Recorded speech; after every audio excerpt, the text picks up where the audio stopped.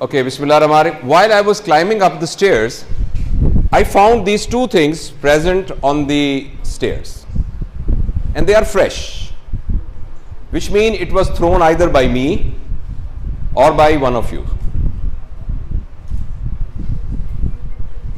ये बेटा जरा बाहर फेंका.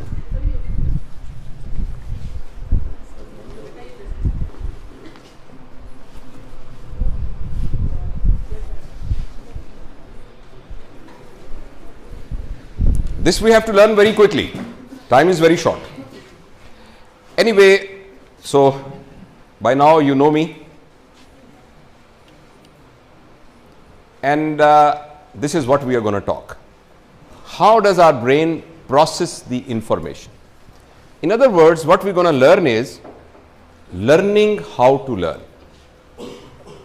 When we were doing our training as medical educationists, one of our teachers, and a very important and very prominent medical educationist of this country, Professor Muaddad Rana, he just said that when a first year student comes in a medical college, before teaching them anatomy, physiology, biochemistry, we must discuss with them how our brain assimilate the informations. It's a boring subject, it's a tiring subject, but you know, since yesterday you are enjoying it, so this 1.5 hours will be a boring hour. But you have to bear with me. What we are discussing now is how our brain works. In other words, when we say learning, what is going on in our head? That is what we're gonna learn. See, the most important thing related to this learning is memory. What do you think memory is? याददाश्त. Memory क्या होती है? यानी क्या? Retention of information over the time is called memory. और अगर आप I'll be bilingual, I'll be talking Urdu. Is there anyone who does not understand Urdu? Any foreigners? Or no. देखें, अगर हम इंसानी ज़िंदगी को देखें ना, इंसानी ज़िंदगी के अंदर जो उसका इंसान पना है, that is all related to memory. If you take the memory of the learned memory, then there is no difference between an animal and a human being. And in fact, animal is more equipped to look after itself as compared to a human. When a goat gives birth to a child, after about 4 hours, that child starts running. But a human child requires at least 2.5 years to stand on his feet. And then he walks with a waddling gait. It takes around 7 years for the conscious brain to start acting. In other words, what makes a human being different from an animal is just the memory. If you take the memory chip off from the head, a person becomes worse than an animal. So memory is the main thing which makes us intelligent. A memory is which is making us Musliman. A memory is which making us doctor. A memory is making us father of someone, child of someone, citizen of a country, believer of a faith. It's only the memory. Doctor, engineer, it's a memory. So memory is the main. In other words, we are humans because we have got a memory, right? Okay. Now, memory, in order to understand, have got 3 different phases. I'm just explaining it for the purpose of explaining as a separate entity, but they are actually mixed together. ये अलग से partitions नहीं हैं, but in order to understand it, just presume that it has got 3 partitions. The first memory is called sensory memory. The second is called working memory or a short-term memory. And the third one is called long-term memory. जो कुछ मैं कह रहा हूं आपको समझ में आ रहा है ना? हम इंसान हैं इसलिए कि हमारे अंदर एक मेमोरी है. प्रोफेसर मुनीर अजहर साहब हैं, इनको पता है कि ये किसके बाप हैं, किसके बेटे हैं, किस मज़हब से इनका ताल्लुक़ है, किस इलाके के रहने वाले हैं, इनकी टेक्निकल एक्सपर्टीज़ क्या, ये सब चीज़ें सिर्फ मेमोरी के, ये मेमोरी है which is making him unique from Professor Mustansir and from Professor Niaz. This is just memory, right? And this memory in our head is in 3 parts: sensory memory, short term or working memory, and a long term memory. Now we'll just take them one by one. I'll make it very simple. If you don't understand, raise your hand, right? Sensory memory is ability to look at an item and remember what it looked like with just a second of observation and memorization. आप सड़क पे जा रहे हैं, इधर से लोग आ रहे हैं, इधर से लोग आ रहे हैं, एक बोर्ड था, एक अचानक रक्षा आ गया, आप पीछे हो गए, अचानक एक जानने वाला मिल गया, आपने सलाम किया, अचानक आपने देखा एक दुकान पे कुछ चीज़ बिक रही है, ये सारा कुछ जो आपके पास आ रहा है, it is in sensory memory. And whenever you are studying, whenever you are listening a lecture, when you are witnessing an operation or examining a patient, whatever you are doing, it immediately comes into the sensory memory. And this is the stimulus. Stimulus किस तरह का हो सकता है? Voice हो सकती है, light हो सकती है, और टेक्टाइल हो सकती है, टेक्टाइल हो सकता है, और जस्ट एक दिमाग के अंदर एब्स्ट्रैक्ट आइडिया हो सकता है. तो ये सारे स्टिमुलस हैं, सारे स्टिमुलस हैं. अब एक आदमी आपकी तरफ देख रहा है, अब एक आदमी मुंह से कोई डिफरेंट तो नहीं है ना सारा, लेकिन आपके दिमाग ने जो एब्स्ट्रैक्ट आइडिया बनाया है because of the angle of the lips and the broadening of the pupal, तो वो भी एक स्टिमुलस है. तो जब भी एक स्टिमुलस हमारे दिमाग में आता है तो मेमोरी के अंदर जिस फॉर्म में आता है उसको कहते हैं सेंसरी मेमोरी. और आप हैरान होंगे, whether it is tactile, whether it is auditory, whatever it is, our sensory memory can only perceive it either as a visual thing or an auditory thing.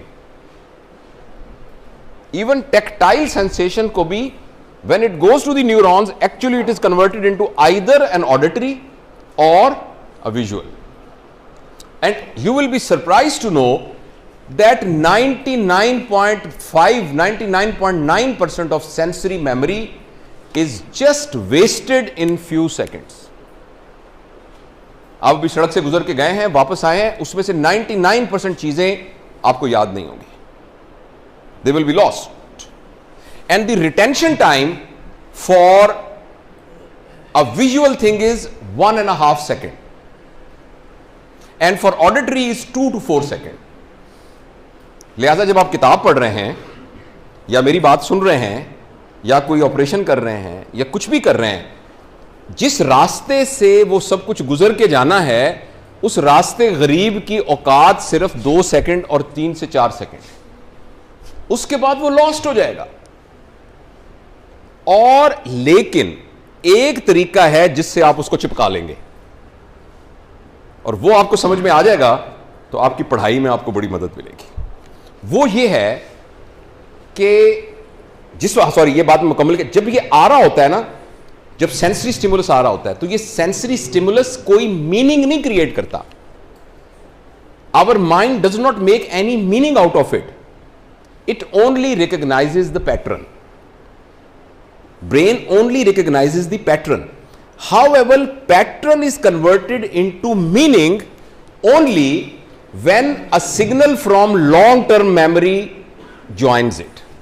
I am just walking, I see 10 people going, I will not register it, but suddenly I saw him, a signal from my long-term memory will come that he is my childhood buddy, Mustansir, oh, ki haal hai, blah, blah, blah, blah, and then suddenly that stimulus becomes important for me.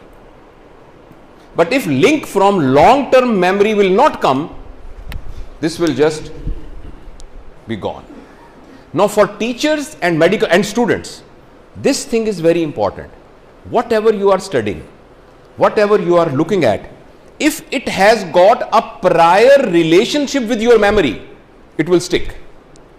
So for example, someone is going to teach you radial artery, and your teacher has already told you a night before that tomorrow we will be talking about radial artery. I'll tell you the other things later, but please remember when you hold your hand here, जिसको उर्दू में नब्ज कहते हैं, वो radial artery होती है. That's it.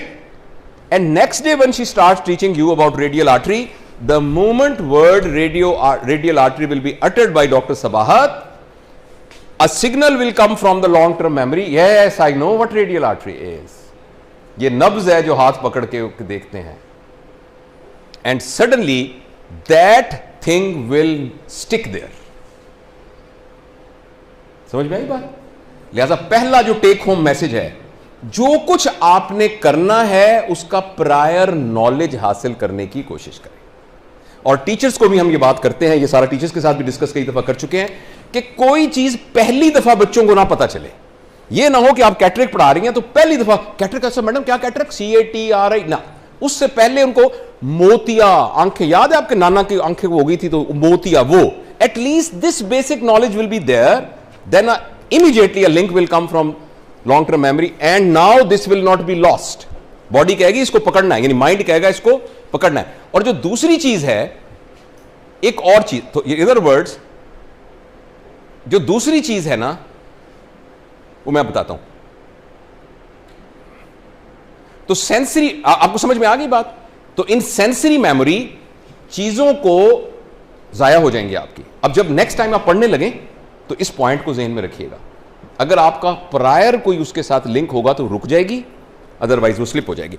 अच्छा, यहां से मैं एक डायग्राम बनाना चाहता हूं. ठहरिए, मार्कर है हमारे पास, यहां चौक. Thank you.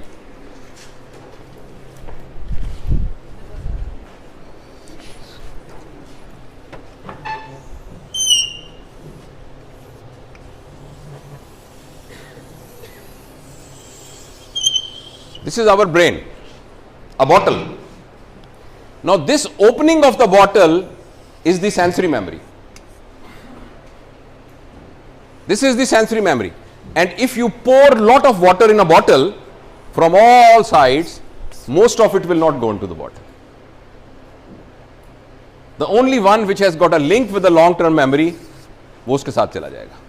और नया नॉलेज उस वक्त रुकेगा, वो मैं आगे बताऊंगा कि उसकी भी एक टेक्निक है.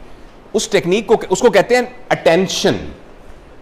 If you are attentive toward it, technically speaking attention क्या है वो मैं आपको बताता हूं. Okay, now once this goes, you know, it crosses the sensory memory, it goes into the short term memory.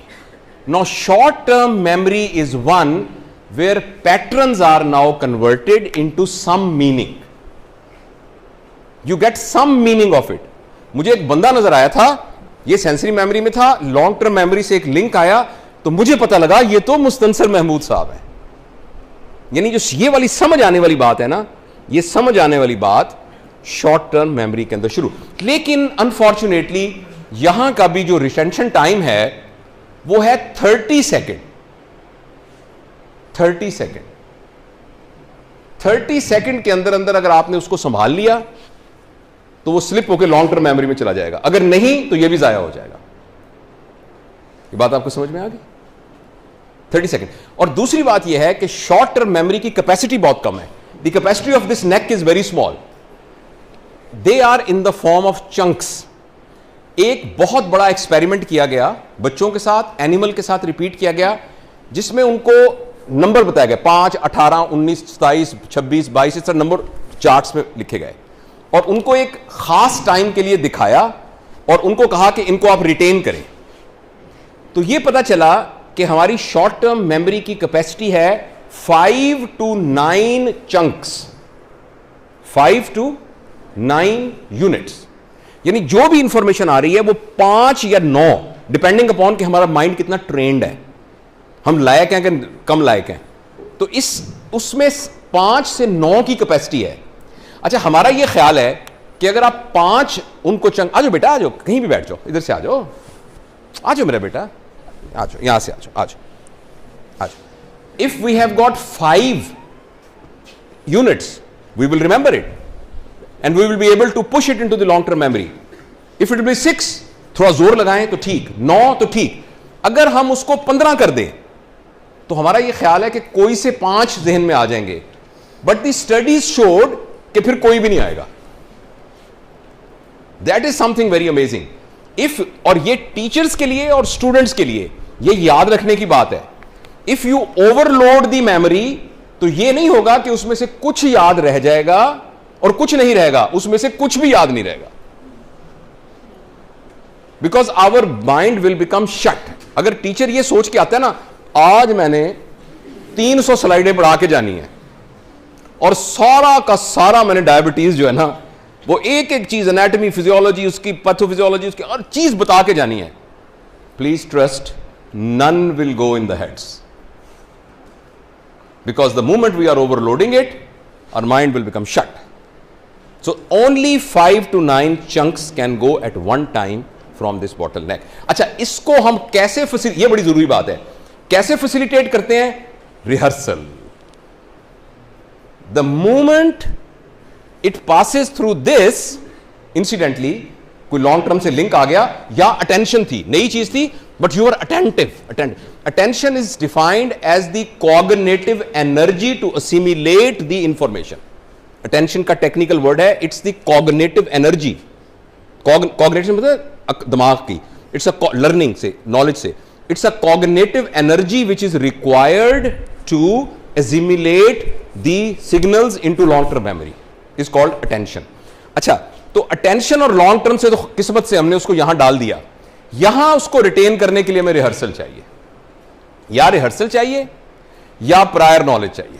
यह भी लॉन्ग टर्म मेमोरी है. लिहाजा हर वो चीज जो आप पहली दफा पढ़ रहे हैं, वो रिहर्सल के बगैर अंदर नहीं जाएगी आपके दिमाग में. और जो चीज आपको पहले पता है, वो थोड़े पढ़ने से आप पढ़ लेंगे. लिहाजा it's a responsibility of all teachers to create a prior knowledge before putting a new thing. For example, हमने बताना हो आपको कि मलेरिया क्या है, तो this is something, maybe something new for you, maybe आपने एफएससी में पढ़ा हो. मैं एक लेमैन मिसाल आपको देता हूं, टीचर्स को बड़ी कॉम्प्लिकेटेड मिसाल देता हूं, सिंपल. अगर कोई टीचर ये पढ़ा रहा होगा आपको, आइए हम आपको मलेरिया के बारे में बताते हैं, and start talking about plasmodium, this will be very difficult to assume. अगर आप उसको ये बताएंगे, आपको कभी बुखार हुआ है? मुझे हुआ था. किस किस्म का बुखार था? कि जी मुझे सर्दी लगती थी. आपको सर्दी वाला बुखार हुआ? सर्दी, तेज सर्दी लगती थी, फिर उतर जाता था, फिर ऐसे कपकपी होती थी. याद है आपको कभी बचपन में हुआ था ऐसे? What we are doing it, prior knowledge को इग्नाइट कर रहे हैं. और मैं आपको थोड़ी देर बताऊंगा कि प्रायर नॉलेज को इग्नाइट करने का फायदा क्या होता है. तो ये टीचर्स के लिए भी बहुत अहम है और स्टूडेंट्स के लिए भी अहम है. Whatever you are reading, there has to be generation of some prior knowledge of it. Because the moment you actually आप prior knowledge करते हैं, this actually provides that grease which will make it slippery to pass through the neck of it and go into the knot. अच्छा, next ये है कि rehearsal क्या होती है. मैं आपको यहाँ साथ साथ में आपको टिप बताते रहता हूँ. लिहाजा जब आप एक चैप्टर पढ़े ना एनाटॉमी का, तो आपने जब चैप्टर पढ़ लिया, खत्म करने के बाद उस चैप्टर को फिर दोबारा पढ़े. अब जब आप पढ़ेंगे तो कितनी देर में पढ़ लेंगे? अभी 15 मिनट पहले आपने वो पढ़ा था पैरा, 15 मिनट बाद दोबारा पढ़ेंगे तो कितनी देर में पढ़ लेंगे? जो आपने 1 घंटे में पढ़ा था, अब कितनी देर में पढ़ लेंगे? May be half an hour. जब आप हाफ एन आवर में पढ़ लेना, एक दफा फिर पढ़ लें. अब आपको पढ़ लेंगे 10 मिनट में. अच्छा, अब पढ़ने के बाद चौथी दफा फिर पढ़ लें बगैर किताब के. अब आप कितनी देर में पढ़ लेंगे? 2 मिनट में. So this is what is rehearsal. Rehearsal at the time of study, this is what rehearsal is. And for teachers, teachers make it, they are part of their teaching strategy, that once they tell them something, they never tell something once in a lecture, depending upon the priority of the importance. The thing which is important should be described 5-6 times in a lecture, which is less important 4 times, less important 3 times. And students also don't postpone the rehearsal for tomorrow. Rehearsal has to be done at the time of the original study, and that is the time when it will get a grease and go into long term memory. अच्छा, ये मैं थोड़ा सा technical के बड़ा आपको मजा आएगा. एक होती है मेंटेनेंस रिहर्सल, एक होती है एलैबोरेटिव रिहर्सल. मेंटेनेंस रिहर्सल पता है क्या होती है? 0321 6801200. क्या नंबर है मेरा फोन का? 0321628000. नहीं पता ना क्यों हुआ भला? आपकी ऑडिटरी का कैपेसिटी नहीं है उसको संभालने की, हालांकि आप ज़हीन हैं. अच्छा, 0321 6801200. हाँ नहीं, 6800 नहीं है भाई। अच्छा आप बताओ बेटा, ये क्या नंबर था? क्या नंबर था ये? क्या नंबर था? लाउडली। इस तरह की रिहर्सल का नाम है, एक्सक्यूज मी, इस तरह की रिहर्सल का नाम है मेंटेनेंस इस तरह की रिहर्सल का नाम है maintenance rehearsal. There are 10 causes of pain in rhinitis appendicitis. Ectopic pregnancy. This is maintenance rehearsal. Maintenance rehearsal. It's called maintenance rehearsal, right? Please remember, maintenance rehearsal just ऐसे होती है जैसे आपने किसी मिठाई के ऊपर वर्क लगाया हुआ होता है। The moment you start eating वो खत्म हो जाता है। और ये चीज आपको लर्न करनी पड़ेगी कि maintenance rehearsal long term memory में नहीं घुसा सकती। ये बाहर वाइवे के वक्त बाहर किताब लेके आप मेंटेनेंस रिहर्सल ऐसे कर सकते हैं, बट जो रियल रिहर्सल है उसे कहते हैं एलैबोरेटिव रिहर्सल। और इन दोनों में आपको मैं फर्क बताता हूं। आपने, अब मैं मिसाल, इनको एफएससी का मुझे अब याद नहीं है, फॉर एग्जाम्पल आपने बोहर मॉडल तो याद होगा आपको।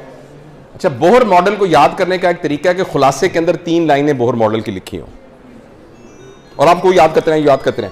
मैं आपको एक मेडिकल प्रोफेशन से बताऊं। फॉर एग्जांपल, किसी शख्स के पेट में दर्द हो रहा है राइट साइड पर, उसी से कहते हैं right iliac fossa, pain right iliac fossa.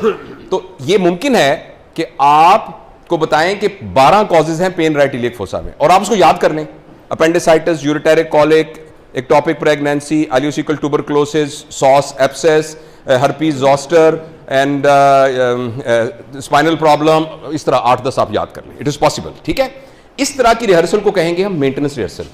लेकिन अगर आप पूरा चैप्टर पढ़े जिसमें सारा कुछ बयान किया गया हो और उसके एंड में भी यही आपको 8 बातें याद हो, और जब आप रट्टा लगा के करें तब भी 8 ही बातें याद हो, लेकिन जो आपने पूरे प्रोसेस से गुजर के पढ़ा है, that will result in elaborative rehearsal, whereas जो आपने पॉइंट्स याद किए हैं that will result in maintenance rehearsal. इसीलिए हम मेडिकल कॉलेज के अंदर स्ट्रांगली इस बात को कंडेम करते हैं कि आप खुलासों वाली किताबें पढ़ें। एनाटॉमी की आपको किताबें मिलेंगी, इम्तिहान में पास करने वाली किताबें जिसमें सब पॉइंट्स में बुलेट्स में लिखा हुआ है, वो किताबें खरीदें, मगर उनको टेक्स्ट बुक के बाद पढ़ें।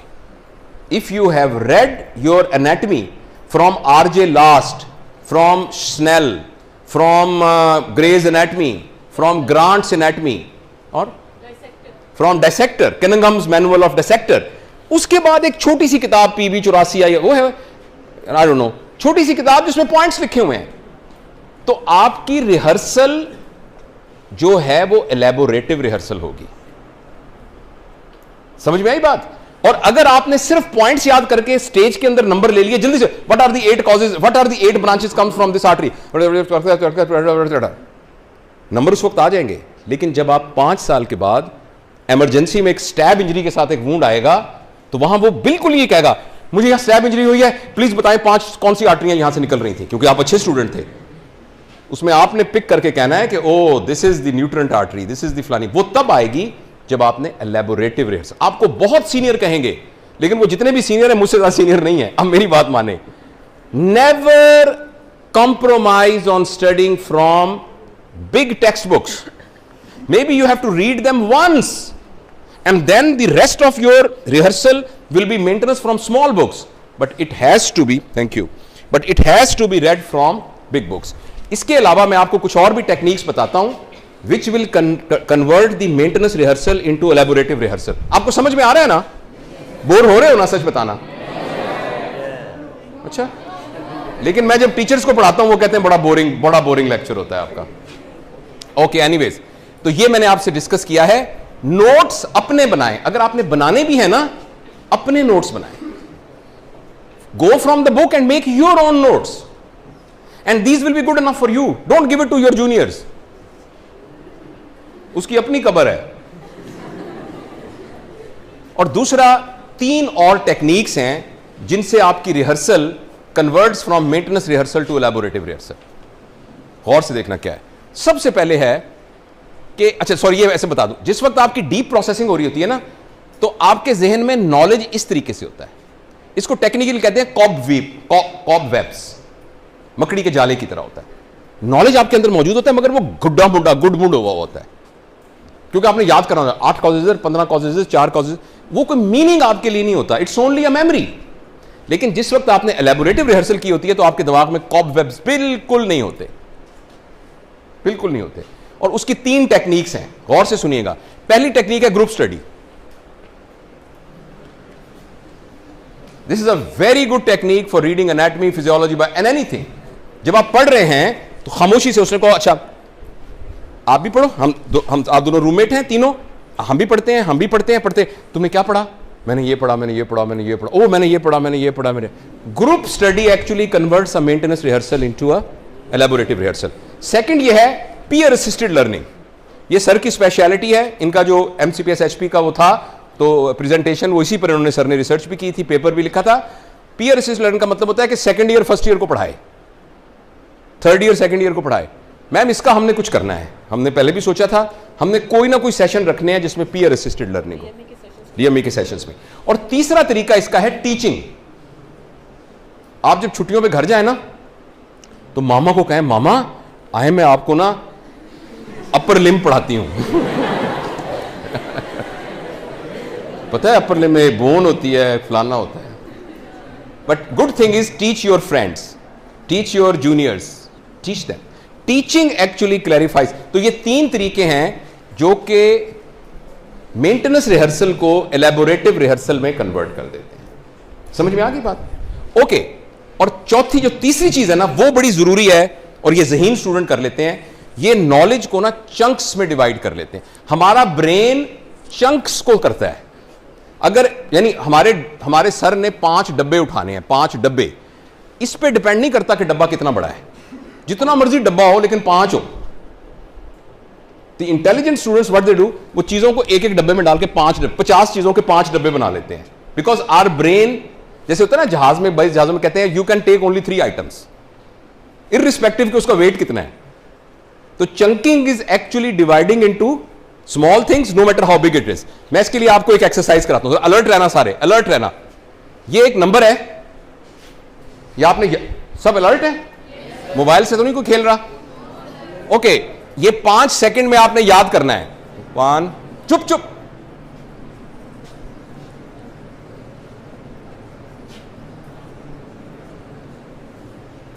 किसको याद हुआ है? Yes please. Very nice. मैं आपको ना अभी इन्होंने जो किया है ना वही मैं आपको दिखाने जा रहा हूं। आप में से कितनों को याद नहीं हुआ? Raise your hands. देखिए तकरीबन 95% को याद नहीं हुआ, इनको याद हो गया है। और जो मैं करने जा रहा हूं वो इन्होंने ये किया है, इन्होंने ये किया। अब देखिए गौर से, अब मैं 5 सेकंड दे रहा हूं आपको।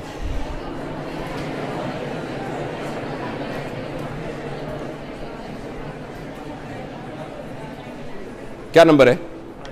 जोर से, जोर से बेटा।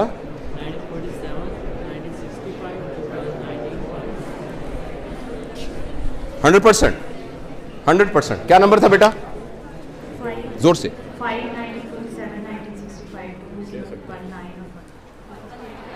Now you will always remember it, and that boy actually did the same. जब मैंने उनसे पूछा क्या है तो उन्होंने immediately इसको चंक्स में डिवाइड कर लिया।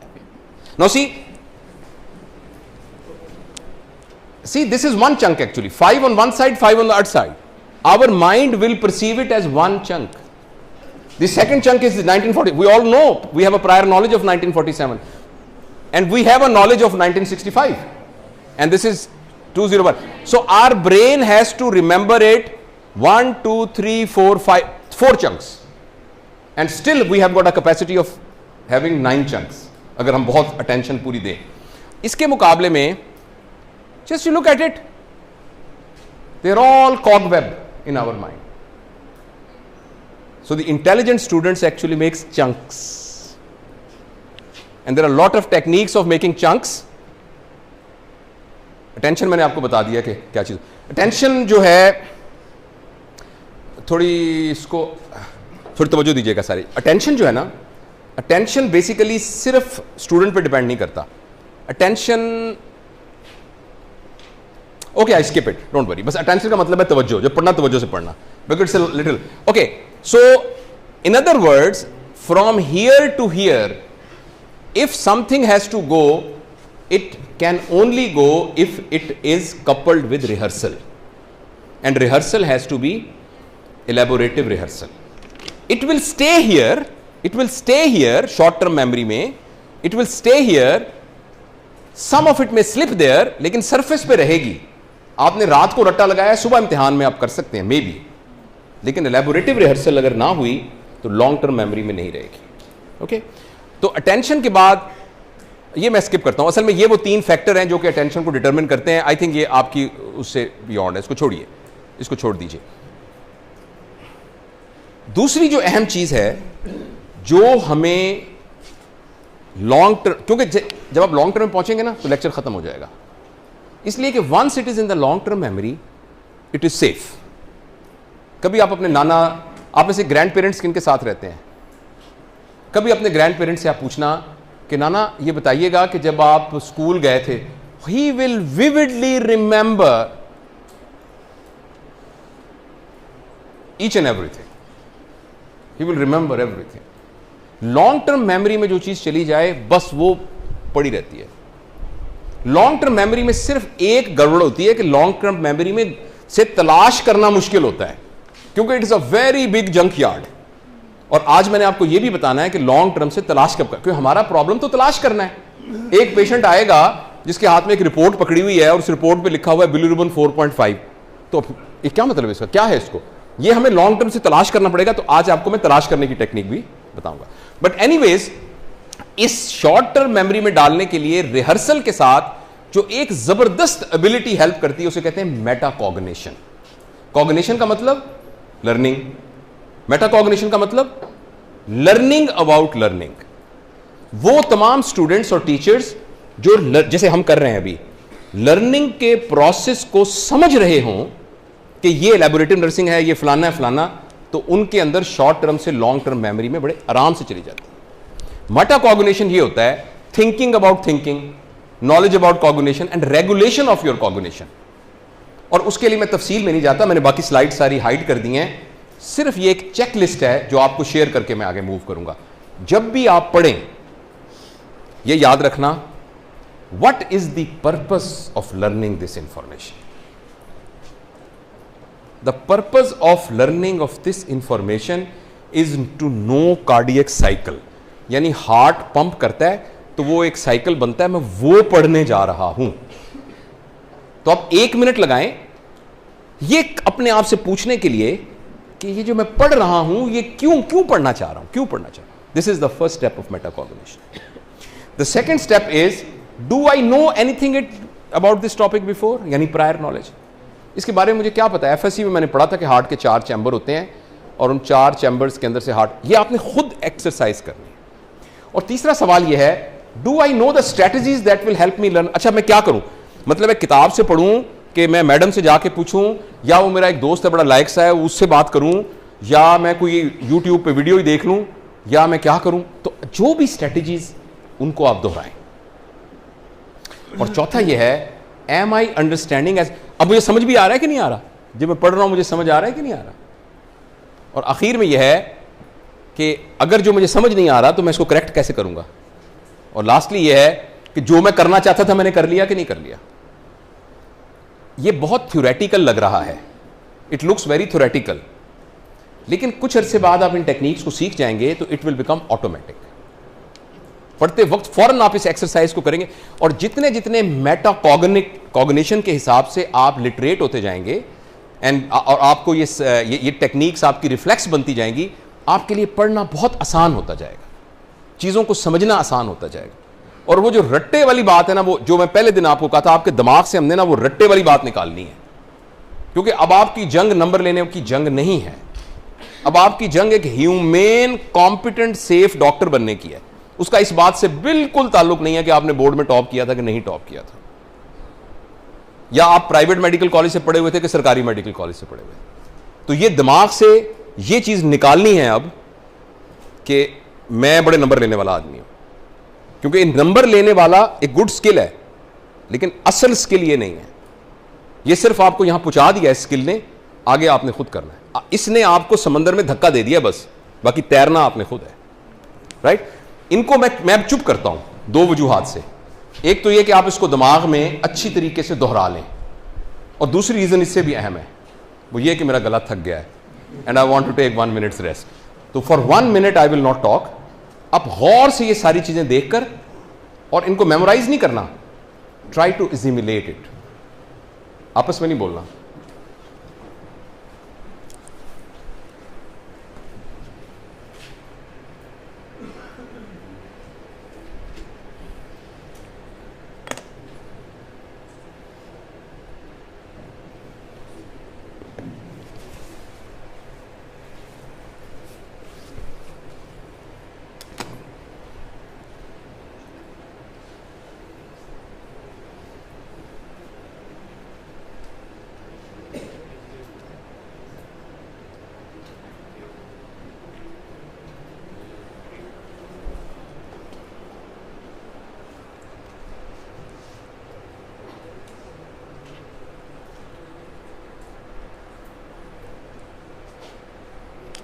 Okay, lovely. So these are your guidelines. Whenever you study next time, please keep all these things and try to do it religiously. पहले याद करके और फिर ऑटोमेटिक हो जाएगा, फिर आपको याद रखने की जरूरत नहीं पड़ेगी। नो, यहां से हमने अंदर पहुंचा दिया, तो now it goes into the long term memory. Long term memory is so big like this. I remember when I went to हज, तो हमारे एक दोस्त ने कहा कि जो मस्जिद नमरा है ना, तो उसके अंदर खुतबा सुनेंगे। अदरवाइज लोग अरफात में दूर दूर इधर टेंट लगा के बैठ जाते हैं। आपने जिन्होंने हज किया होगा, हज किया किसी ने? माशाल्लाह। तो उसमें ना दूर दूर आप लगाते हैं। अच्छा, हमने कहा कि हमने मस्जिद नमरा, तो मेरे एक दोस्त थे साथ, वो डॉक्टर साहब भी थे, महमूद साहब। तो वहाँ हम गए ना, तो दरवाजे से घुसा ही ना जाए। तो मैंने 2-3 दफ़ा कहा, मैंने कहा यार अंदर नहीं जाया जाएगा बड़ा। उन्होंने कहा नहीं यार कोशिश करते हैं। और वो ना हम खिंच के दरवाजे से, जो ही दरवाजे से हम अंदर गए ना, अंदर सारी मस्जिद खाली पड़ी थी। सारी इतनी बड़ी मस्जिद थी, सिर्फ दरवाजे के ऊपर ना लोग एक दूसरे। अंदर गए तो जबरदस्त फर्स्ट क्लास पूरी आराम से, हम जहां मर्जी बैठे, टेक लगा के बैठ गए और कुछ नहीं। Long term, so I it always comes in my mind, you know, when I discuss long term. यहां लगता है कि पता नहीं नॉलेज कैसे जाएगा। The moment it enters in, there is a huge capacity there in the brain. There is a huge capacity there in the brain and it goes there, right? लेकिन एक बड़ा मसला है। तो लॉन्ग टर्म मेमोरी का काम क्या है कि ये इंफॉर्मेशन को यहां से अंदर ले जाता है, फिर स्टोर कर लेता है, जब जरूरत होती तो निकाल लेता है। अब जरा गौर से एक बात सुनिएगा, गौर से। इंफॉर्मेशन आपने अंदर पहुंचा दी, ये 2 तरीके से पहुंच सकती है। एक तो पहुंच सकती है रैंडम। तुम्हें बैग में क्या है बेटा? हैं? बॉटल? और क्या क्या है? और क्या क्या है? ये इसमें रख लो, मैं आपसे बाद में ले लूंगा। रखो इसके अंदर। अच्छा, अगर फर्ज करें, मैं खोल के नहीं देखूंगा, डोंट वरी। अच्छा, अगर फर्ज करें ऐसे ऐसे करके इसको घुमा दें, अभी लोग अंदर डाल दिया ना रैंडम, और मैं इनसे शाम को कहूं कि निकालो, तो ये क्या करेंगी? कभी हाथ इनका इधर जाएगा, कभी हाथ इनका इधर जाएगा। लेकिन ये एक काम और कर सकती थी। क्या कर सकती थी? निकालो जरा। ये ऐसे कर सकती थी,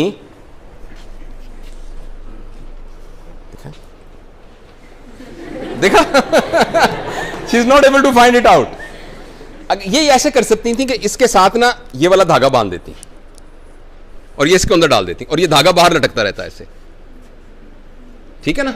बहुत बड़ी फाइल के अंदर टैग लगता है। या ये एक और काम करती, इन्होंने ये खाना बनाया होता इस चीजों के लिए, ये खाना कार्डों के लिए, अंदर वाला खाना टिश्यू पेपर या कोई और जरूरत की चीज के लिए, पीछे वाला किताबों के लिए, पीछे वाला पैसों के लिए। तो जब रखते वक्त इनको पता होता कि मैंने फलाने वाले खाने में रखनी है, तो either you tag it with something or you specify a place and put it over there.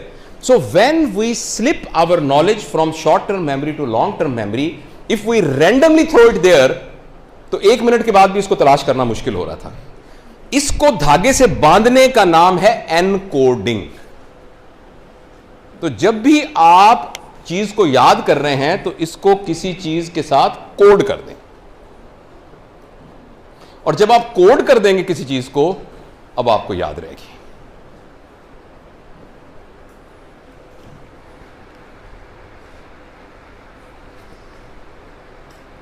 Encoding क्या होती है? मैंने आपको मिसाल तो दे दी है। हमारे मेडिकल कॉलेज के अंदर, मेडिकल नॉलेज के अंदर best encoding is contextual learning. Anaemia किसी को पता है क्या होता है? कम हीमोग्लोबिन। अगर मैं आपको 2 घंटे का लेक्चर, सर अनीमिया पे 2 घंटे का लेक्चर दिया जा सकता है ना, पूरे हीमोग्लोबिन की कैसी साख्त है, सेल में क्या है, 2 घंटे का लेक्चर दे दूं और फिर मैं आपसे एक्सपेक्ट करूं कि इसको रिप्रोड्यूस करें, तो आप उसमें से 10-15% ज्यादा रिप्रोड्यूस नहीं कर सकते। लेकिन अगर मैं शुरू ये करूं कि आइए हम आपको एक मरीज से मिलवाते हैं जिसको अनीमिया है, और ये वो पेशेंट है जिसको अनीमिया है, अब गौर से उसको देख रहे हैं, उसका फीका सा रंग है, बीच में टीचर ने यूं किया तो ये सफेद सा था, और हाथ की पाम उसकी सफेद सी थी। अब आपको अनीमिया पढ़ाना शुरू किया गया, तो अब जो अनीमिया का नॉलेज है वो टैग हो गया उस मरीज के साथ, और जिंदगी में कभी भी उस तरह का आपको मरीज नजर आएगा तो you have all the knowledge available to them. So now you are intelligent people, you create tags yourself. When you are reading anatomy, you create a tag in your mind, some kind of a tag, and when you tag it and put it in your long term memory, you will always remember. मुझे कई बातें याद हैं। ये जो हमारा है ना पेल्विस की एनाटमी, ये हमने निश्तर के कासिम हाल की छत पे बैठ के याद की थी। उस दौरान के अंदर हमारे एक दोस्त का बैग ऊपर से नीचे गिर गया था, उसमें उसकी घड़ी थी, उसके वो फिर हमने तलाश किया तो वो नीचे झाड़ियों में फंसा हुआ था। अब जब मैं पेल्विस का कभी भी करता हूं ना, मुझे ये वाकया याद आ जाता है, हालांकि इसका पेल्विस की एनाटमी से क्या ताल्लुक है, because somehow that incidence has been tagged with that knowledge. Now I leave it to you how to create the tags, but for teachers they have to create a clinical contextual tags, and when knowledge go with a tag it is retrievable, जैसे मैंने आपको मिसाल में दिया था। I'll just skip it। और ये encoding जो है विजुअल भी हो सकती है, ये अकॉस्टिक ऑडियो भी हो सकती है, इसीलिए आपने इसको क्या कहते हैं, क्या कहते हैं इस डिवाइस को? Audio visual device. इसका नाम ऑडियो विजुअल क्यों कहते हैं?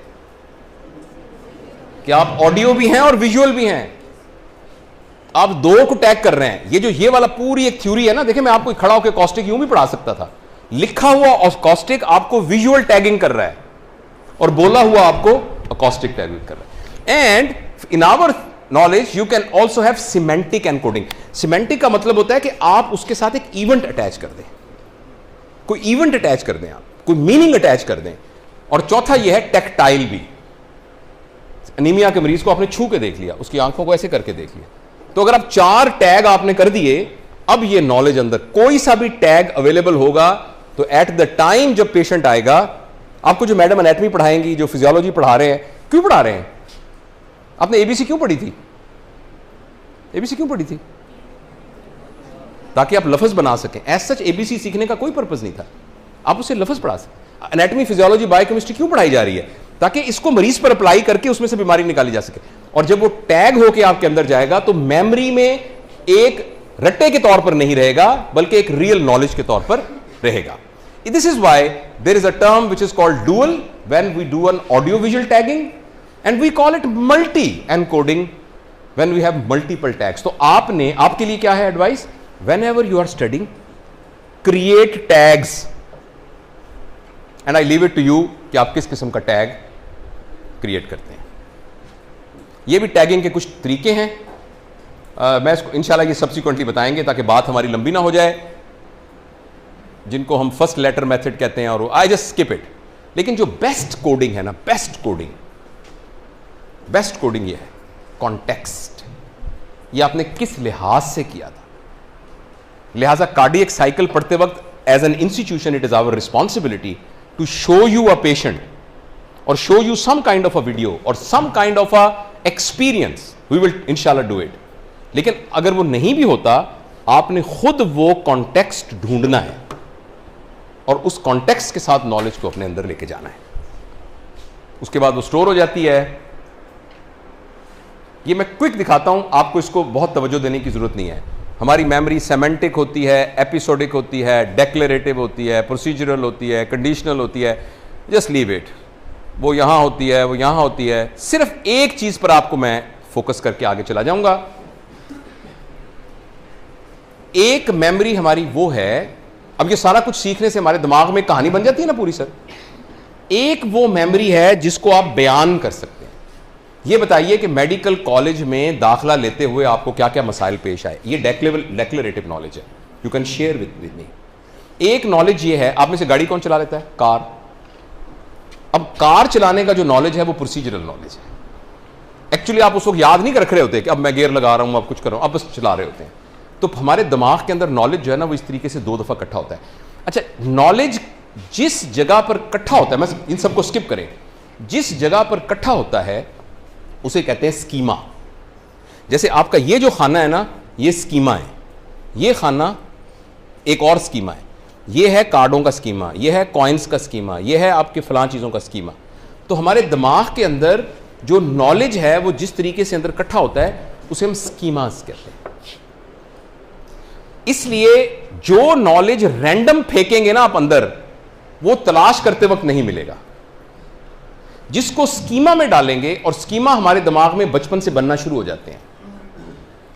और स्कीमा का मतलब यह है कि पहले से जो हमें पता है उसको याद रखकर जब नॉलेज डालेंगे तो वो उसी पर्टिकुलर खाने के अंदर जाएगा। यहां बस इतना ही काफी है। नेक्स्ट में इंशाल्लाह मैं आपको इसको एलेबोरेट। तो ये देखिए हमारे दिमाग में ये होता है सारा कुछ, और ये स्कीमाज हैं।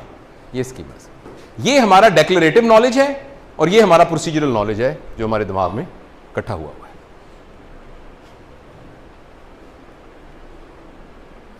I think this is last और सेकंड लास्ट स्लाइड। जो कुछ मैंने आपके साथ डिस्कस किया है इसकी इंप्लीकेशंस क्या है हमारी जिंदगी में, इसके असरात क्या है। There is a bottleneck here when you are studying, when you are in lecture, or in your demonstration, in your tutorial, please remember there is a bottleneck. उस bottleneck को हमें ग्रीस करना पड़ेगा, और ग्रीस करने की सारी techniques मैंने आपको बताई हैं। दूसरी बात यह है कि if we have got a prior knowledge,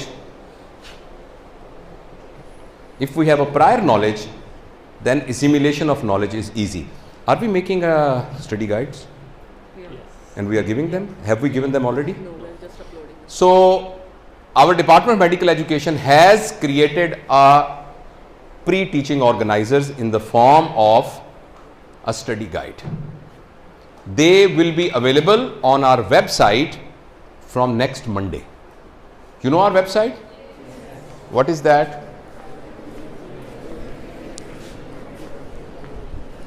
www.qamc.edu.pk.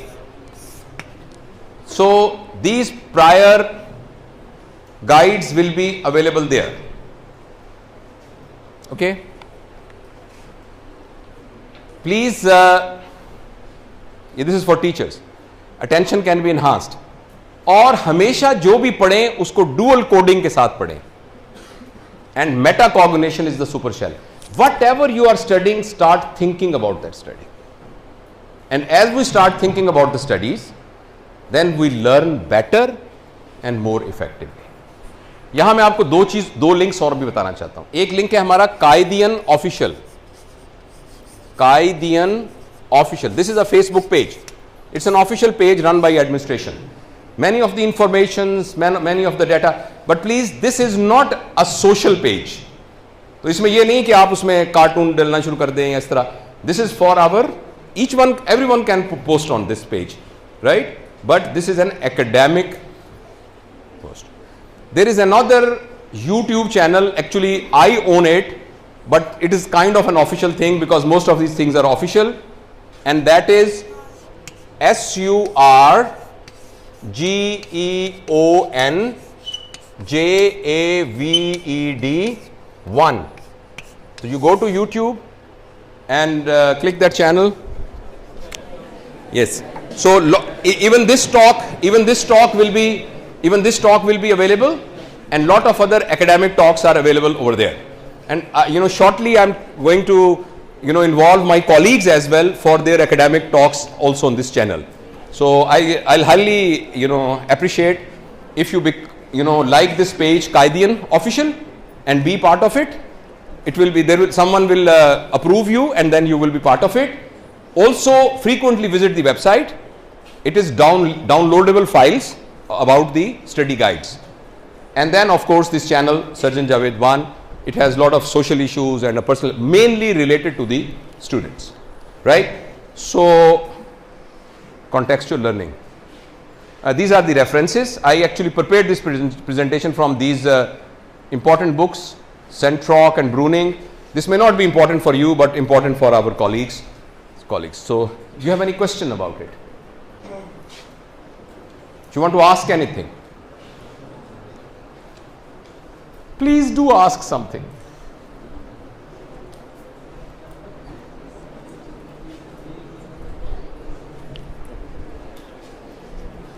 जवाब आए ना आए सवाल उठा तो सही, उसी सवाल में लहजे नए सवाल के रख. कोई सवाल? Yes yes yes yes ma'am. Attention. Yeah, attention is focusing the things, focusing on the things. Now see, focusing on attention depends upon three things. Number one, the person. Number two, the environment. Number three, the quality of data. इन तीन चीजों पर depend करती है.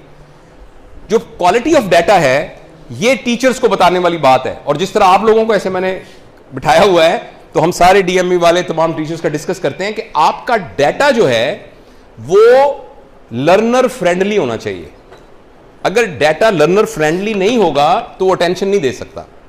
आपकी language ठीक नहीं है, आपकी स्लाइड्स ठीक नहीं बनी हुई, और आपकी तमाम, तो एक तो फैक्टर अटेंशन के लिए है डाटा. दूसरा है लर्निंग एनवायरनमेंट. फर्ज करें आप पीछे बैठे हैं, आवाज ही नहीं आ रही, सख्त गर्मी है, एसी नहीं चल रहा, बैठने का एनवायरनमेंट ठीक नहीं है, मैं पढ़ाते वक्त यूं सामने खड़ा हो गया, सामने नजर नहीं आ रहा, स्लाइडें बड़ी मध्यम सी बनी हुई हैं, तो लर्निंग एनवायरनमेंट. और तीसरा है आपके ऊपर डिपेंड करता है अटेंशन. उसके लिए देखिए, आप सिर्फ याद रखिए, ये मैं हूं, ये मेरे सामने जो कुछ है ये प्रेजेंट है, मेरे इस तरफ सारा पास्ट है, इस वक्त सारा फ्यूचर है. अब जो लर्निंग है that is present in the present. अगर मैं प्रेजेंट में रहूंगा तो मेरी अटेंशन मैक्सिमम होगी, और अगर मैं पास्ट की तरफ हो जाऊंगा तो टेंशन खत्म हो जाएगी, और अगर मैं फ्यूचर में चला जाऊंगा फिर भी टेंशन खत्म हो जाएगी. तो while you are studying, focus on studies. One very important tip is turn off your mobile while you are studying, because that mobile will immediately take you either to the past or to the future. And when you are studying also, don't think about the past. ये एक exercise, मुराकबा, meditation, focusing से आपको आ जाएगा. Just learn how to focus, which and simple technique is think about the present. At that time, past must not irritate you, and future must not jump in your present. Stay in there. हो सकता है आप 10 minute focus कर सकें, तो कोई बात नहीं, 10 मिनट करें, 15 मिनट कर सकें. खास तौर पर mobile, any screen, any other acoustic disturbances, इनको आप दूर करें, तो इससे आपकी अटेंशन. इससे एक और भी चीज है अटेंशन के लिए, जिसमें होता है कि आपका इंटरेस्ट, और जिस चीज में आपका इंटरेस्ट होता है उसमें आपके अंदर एक एबिलिटी पैदा हो जाती है जिसे कहते हैं ऑटोमेशन. जैसे अब एक फिक्रा आया है कि ईरान में माबादु तबियाती इर्तका के बारे में हम आपसे बात करते हैं. अब मैं असल बात समझने की कहूंगा, माबादु तबियाती क्या होता है, इर्तका के. By the way, this is the name of the PhD thesis of Allama Iqbal, right? Development of metaphysics in evolution of metaphysics in Persia. तो मैंने ऐसे मेरे मुंह से आया. अब आपको माँ बादु तबियात का भी नहीं पता और इर्तिका का भी नहीं पता, अब आप लफ्जों में घुसे रहेंगे. अच्छा, लेकिन जिसको ऑटोमेशन है ना, वो ईरान में माँ बादु तबियाती, okay I understood it and will move forward and your attention will spend. और इसका भी ताल्लुक फोकस होने से है. If you learn how to focus, you will develop an ability called automation, in which you will not have to use a cognitive energy to understand the statement, rather it will automatically be understood, right? तो ये है attention के बारे में. वैसे इसमें बहुत बात हो सकती है further. Any other question please? Yes please. System of education, yeah, for that we will have a, yes, in DME we will be telling you. Probably it's not in context with that. System, yeah, on Thursday. We have a system on Thursday in which all these subject specialists will be talking. Yeah, on Thursday, all subject specialists will be coming over here and will be sharing their modus operandi with you. Okay. Boys, why don't you ask question? Why don't you ask question? Come on. I want you to ask question. I can't guarantee the answer, though. है जी? छुट्टियां कब होंगी? Okay. Okay. Very nice. Okay, then thank you very much. I had a wonderful session with you. I hope this will be useful and I will try to upload this on that channel as well. So just pan this to them na. पूरा दिखाएं इनको जरा. अच्छा. And you have to do something funny. Say, do something funny. Go to the girls please. Do something funny. You are not fun-loving people, I have just realized.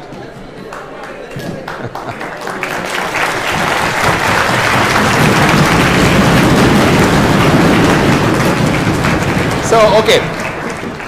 So no, this will be uploaded as well. So you have to spot yourself. Okay, Mama, वो मैं थी लाल रंग के कुर्ते वाली.